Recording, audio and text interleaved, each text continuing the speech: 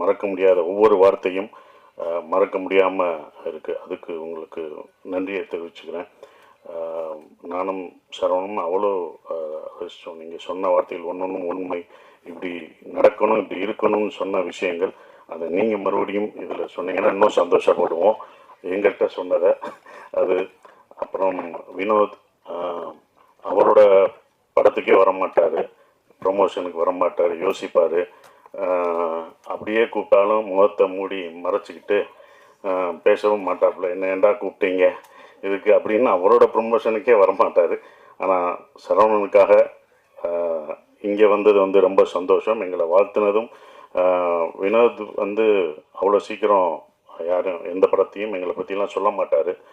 இப்போ ஆச்சரியமாக இருக்குது, சொன்னது ரொம்ப சந்தோஷமாகவும் இருக்குது. ஸோ அப்படி ஒரு படத்தில் நான் பண்ணியிருக்கோம் அப்படின்ற ஒரு விஷயம் சந்தோஷமாக இருக்குது.